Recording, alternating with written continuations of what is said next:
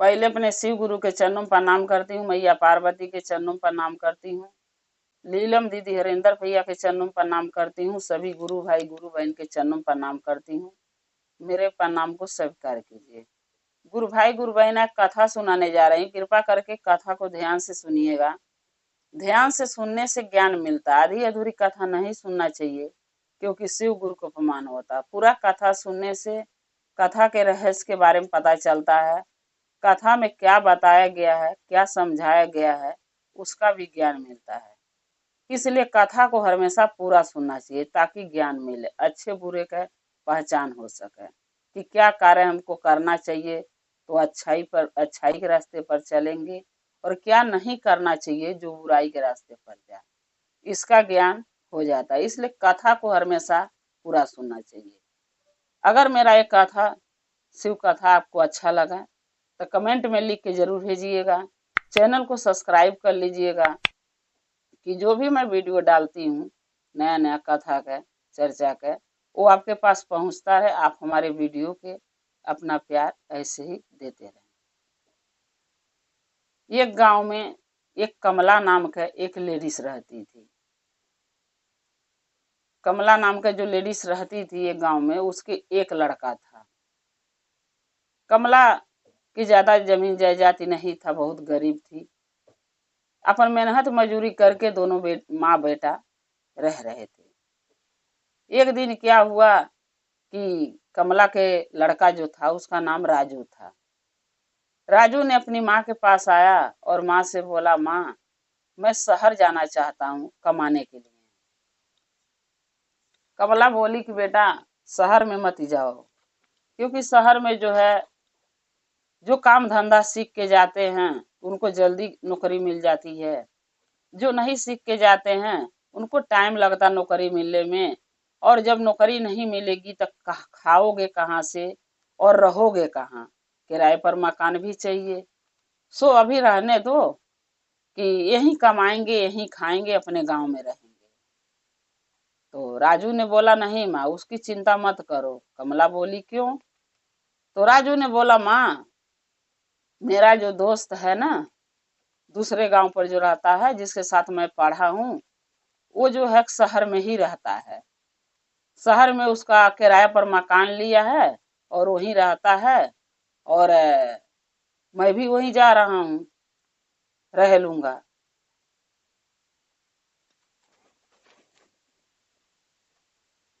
तो कमला बोली कि ठीक है। अब जो है कि राजू जो है कि शहर में कमाने चला गया। जब कमाने चला गया तो कुछ दिन वो जा गया, नौकरी वोकरी अपना काम धंधा किया, तो पैसे अपनी माँ को भेजता रहा राजू। तो कमला की भी चिंता नहीं था, कि सोचने लगी कि चलो भगवान महादेव के दया से काम धंधा मिल गया, कमा रहा है। तो कुछ दिन जब बीता, 2-4 महीने पैसे भेजा, उसके बाद नहीं भेजा। तो जब पैसे भेजा था तो कमला बहुत खुश हुई। तो एक दिन महादेव के मंदिर गई, शिव गुरु के। वहां जाके महादेव के धन्यवाद दी, बोली, हे महादेव शिव गुरु, हमारे बच्चे के रक्षा करना, क्योंकि आप ही के सहारे मैं शहर में भेजी हूँ, और पैसे भी भेज रहा, कमा रहा, उसको काम मिल गया है, उसका रक्षा करना महादेव। महादेव से प्रार्थना करके कमला घरे आई। अपना जैसे रोज मेहनत मजूरी करके कमाती खाती थी, वैसे अपना कमाने खाने लगी। उसके बाद जब 2-4 महीना भेजा लड़का पैसा, यानी राजू ने अपनी माँ को लिए, उसके बाद 2-4 महीने के बाद पैसा भेजना छोड़ दिया। तो कमला सोचने लगी, लग रहा मेरे बेटे के ये तो काम छूट गया होगा, और नहीं तो तबीयत खराब होगा, इसलिए पैसे न कमा रहा न भेज रहा है। फिर क्या करी कि एक दिन मार्केट गई, साग सब्जी लेने मार्केट गई। तो वहां कमला के बेटे का दोस्त, यानी राजू का दोस्त, जिसके साथ राजू गया था शहर, वो मार्केट में मिला। तब कमला उसको पहचानी, तब पूछने लगी, बेटा तुम कब आए हो, मेरे बेटे के नहीं लाए राजू के? तो लड़का बोला कि नहीं माँ जी, राजू ने जो है ना बहुत परेशानी में है शहर में, वो आ नहीं पाएगा। कमला बोली, क्यों? बोला कि राजू जो इस कंपनी में काम करता था, वो कंपनी जो है कि बंद हो गई। जो काम करता था वो काम छूट गया। काम छूट गया तो राजू ने सोचा कि घर जाने से अच्छा है गांव आने से, चलो किसी से कुछ पैसे उधार लेके और कोई दुकान कर लेते हैं, सो कमाएंगे तो माँ के लिए पैसे भेजेंगे। मेरे से ही सब बात किया था। तो कमला बोली फिर क्या हुआ? तो वो लड़का बोला, राजू का दोस्त, कि माँ जी, एक सेठ से राजू ने उधार पैसे लिया। सेठ को बोला कि मैं कमाऊंगा तो आपका पैसा चुका दूंगा। और जो रोजगार किया था सेठ से पैसे लेके, वो रोजगार भी नहीं चला। सो जो भर्ती लगाया था सेठ से पैसा लेके, वो भर्ती डूब गया। अब जो सेठ के जब पता चला कि मेरा पैसा नहीं दे पाएगा राजू, तो सेठ ने राजू को पकड़ के अपने घर में रख लिया है, यानी गांव नहीं आने दे रहा है। कमला बोली क्यों? तो वो लड़का जो राजू का दोस्त था वो बोला कि इसलिए माँ जी कि वो सेठ का कहना है कि जब मेरा पैसा पूरा उधार चुका दियो तब तू गांव जाएगा, उससे पहले तुझे मैं गांव नहीं जाने दूंगा। तो इसलिए वो बहुत परेशानी में है, गांव नहीं आ पाएगा राजू। तब कमला बोली कि बेटा, अगर ऐसी बात है तो मैं भी शहर चलूंगी, मुझे ले चलो मेरे बेटे के लगे। तो बोला ठीक है। तो कमला जो भी पैसे मेहनत मजूरी करके कमाती थी, वो पैसे वो खर्चा करती थी। लेकिन जो 3-4 महीना उसका बेटा पैसा भेजा था यानी राजू ने, वो कमला जतन से वो पैसे को रख रखी थी कि चलो बुरे वक्त में काम आएगा। कमला ने क्या करी, वो पैसे को ली और शहर यानी राजू के दोस्त के साथ शहर राजू के पास चली गई, अपने बेटे के पास। जब वहां गई तो राजू ने जब अपनी माँ को देखा तो बोलने लगा, माँ आप यहाँ क्यों आई हो? अगर सेठ को पता चलेगा कि आप मेरी माँ हो तो आपको भी ये बंदी बना लेगा, कहेगा कर्जा भरो तो जाओ। मैं तो फंसा ही हूँ मम्मी, आप भी फंस जाओगे। तो जब कोई एक आदमी बाहर रहेगा दोनों में, तभी तो एक दूसरे का मदद करेगा यहाँ से लिया जाने के लिए। तो कमला बोली कि नहीं बेटा, ऐसा कुछ भी नहीं होगा। बोला क्यों, कैसे होगा फिर? तो कमला बोली, बेटा देखो, जो मैं कमाती थी, अपना मेहनत मजूरी करती थी गांव में, वो पैसे मैं खर्चा करती थी अपने खाने पीने में, दुख सुख में। लेकिन जो तुम पैसे भेजे हो 3-4 महीना कमा के, वो पैसे मैं रखते गई थी कि चलो कभी बुरे वक्त में दुख में काम देगा। सो पैसे लेके मैं आई हूँ शहर, और ये पैसे मैं सेठ को दे दूंगी और तुम्हें छोड़ा लूंगी। तो राजू ने बोला, नहीं माँ, पैसे सेठ का ज्यादा है, आपके पास कितना पैसा है? कमला बोली कि लगभग 50,000 होगा। राजू बोला, नहीं मम्मी, 1 लाख रुपया है सेठ का, तो 50,000 में सेठ थोड़ी न मानेगा। कमला बोली, कोई बात नहीं बेटा, एक माँ का दर्द अगर सेठ समझ जाएगा तो अच्छी बात है, बात करने में क्या जाता है। राजू बोला ठीक है। राजू ने फिर सेठ से बात करवाया अपनी माँ से। तो सेठ ने पहले मना किया, बोला नहीं, 1 लाख रुपया लिया है, 50,000 तुम दे रही हो और इसको मैं छोड़ दूंगा, ये फिर गांव अपने भाग जाएगा। गांव भाग जाएगा तो इसको मैं ढूंढने कहाँ जाऊंगा? सो मैं नहीं छोड़ूंगा, हमारे लगे रहेगा, मेहनत मजूरी करेगा, कर्जा भर लेगा तब जाएगा। कमला बोली, नहीं सेठ जी, आप इसको छोड़ दीजिए, अब मेरे ऊपर भरोसा कीजिए, क्योंकि जब तक आपका कर्जा हम माँ बेटा नहीं भर लेंगे, हम गांव नहीं जाएंगे लौट के। आप भरोसा कीजिए, लेकिन हमारे बेटे को छोड़ दीजिए सेठ जी। अब जब कमला ने सेठ से लगी सिफारिश करने, विनती करने, सेठ को कमला पर तरस आ गया। सेठ ने बोला, एक माँ झूठ नहीं बोलेगी, चलो इसके बेटे के छोड़ देता हूँ। सेठ ने छोड़ दिया। उसके बाद कमला और कमला का बेटा दोनों कुछ दूर आए सेठ के घर से।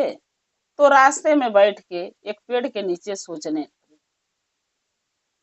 दोनों सोच रहे थे कि न मेरे पास कोई रोजी रोटी है, न रहने का मकान है, न खाने का कोई व्यवस्था है, हम माँ बेटा रहेंगे कैसे? ये बात ही दोनों माँ बेटा एक दूसरे से बतिया के सोच ही रहे थे। उतने में एक महात्मा आए। महात्मा आए तो महात्मा लगे बोलने कि क्या हुआ, तुम माँ बेटा बहुत चिंतित दिख रहे हो। कमला बोली, हाँ बाबा क्या करूं, हमारा लड़का शहर गांव से चला आया कमाने, जो कंपनी में काम करता था वो कंपनी बंद हो गई, और जब ये सेठ से कर्जा लेके कोई काम खोलना चाहा तो काम भी नहीं चला, और सेठ का कर्जा भी सर पर लद गया। 50,000 दे के गांव से लाई थी, पैसा जुटा के रखी थी, सेठ को चुकाई, अभी 50,000 बाकी है। उनका कर्जा भी सेठ का चुकाना है, बिना कर्जा चुकाए हम गांव भी नहीं जा सकते, न रहने का मकान है, न कोई कमाने का जरिया है, कि क्या हम कमाए कैसे खाएं और कहाँ रहें। तब वो महात्मा ने बोला कि देखो चिंता मत करो, बगल में मेरा ठेला है एगो, और उसके ही बगल में एक स्कूल है, जो स्कूल बहुत बढ़िया चलता है, और ठेले पर हम दूध और जिलेबी बेचते हैं, बच्चे भी खाते हैं, लोग भी सुबह शाम आके खाते हैं, बिक्री अच्छा होता है, सो वो दुकान तुम कर लो, क्या तुम्हें जिलेबी बनाने आता है। तो कमला बोली, हाँ जिलेबी तो मुझे बनाने आता है, लेकिन बाबा ये बताइए वो ठेला हमें क्यों दे रहे हैं, वो ठेला तो आपका है ना। तो बाबा महात्मा बोले कि हाँ ठेला मेरा है, लेकिन मेरा उम्र हो चुका है, मैं उस ठेले पर अब मेहनत करने लायक नहीं हूँ, मेरे से पार नहीं लगता है, सो मैं सोच रहा हूँ कि किसी को किराए पर दे दूंगा ठेले को, और जो बेचेगा कमाएगा तो उसमें से अपना हिस्सा मैं लेता रहूंगा। कमला बोली, बाबा वो तो ठीक है, लेकिन आप किराया कितना लेंगे। तो महात्मा बोले कि 3 हिस्सा में 2 हिस्सा तुम ले लेना, 1 हिस्सा हमें देना। कमला बोली, बाबा 1 हिस्सा क्यों। बोले कि माँ बेटा तुम दोनों मेहनत करोगे तो 2 हिस्सा ले लेना, और मेरे को 1 हिस्सा दे देना, जो भी कमाई उसका मुनाफा होगा ठेले से। कमला बोली ठीक है।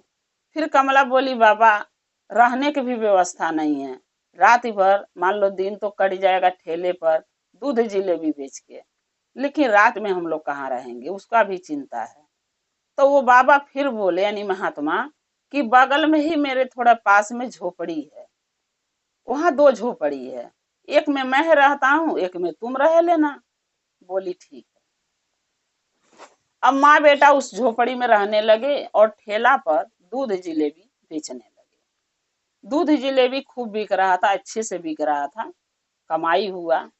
कमला और उसका बेटा राजू मिलके एक कमरा किराया पर ले लिए, उसमें रहने लगे, बाबा का झोपड़ी खाली कर दिए।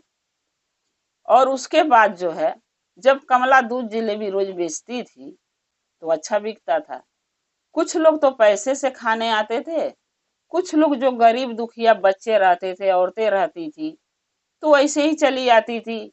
तो कमला क्या करती थी, जब उनके पास पैसे नहीं रहता था तो बिना पैसे के उनको खिला देती थी, ये सोच के कि जाने दो, हमारा भी एक दिन गरीबी था, हम भी लाचार थे, हम जब लाचार थे तो हमारे पास भी कुछ नहीं था, लेकिन वो भी गरीब है, उनके पास अगर पैसा नहीं है तो हम किसी की सहायता करेंगे तो हमारे को महादेव भला करेंगे, हमारा सहायता वो करेंगे। ये सोच के कमला कुछ लोग तो वैसे से खाते थे, कुछ लोगों को ऐसे ही खिला देती थी कि चलो कुछ ऐसे ही खिला दो, हमारे पास है तो मैं खिला रही हूँ। ऐसे करते करते खूब अच्छे से कमाने लगे माँ बेटा। 1-2 महीना बीता तो महात्मा फिर सोचे कि चल के देखता हूँ कि दुकान कैसे चला रहे माँ बेटा। एक दिन शाम को कमला क्या लड़का का अपने बोली राजू के कि बेटा चलो थोड़े जिलेबी आज बच गई है, और थोड़ा दूध बच गया, इसको समेट लो, घर चलते हैं, नहीं होगा तो हम लोग यही खा के सो जाएंगे, नहीं कोई लेगा तो दे देंगे, खा लेगा। राजू बोला ठीक है माँ। दोनों माँ बेटे दुकान को समेट रहे थे घर जाने के लिए, तब तक पीछे से आवाज आ रही है कि मुझे दूध जिलेबी नहीं खिलाओगे क्या। कमला सोची कौन इतनी अंधेरे में बोल रहा है, कमला घूम के जब पीछे देखी तो वही महात्मा थे, जो महात्मा उसको ठेला दिए थे दुकान करने के लिए। जब उस महात्मा को कमला देखी तो महात्मा से बोली, बाबा आप हैं? बोले हाँ।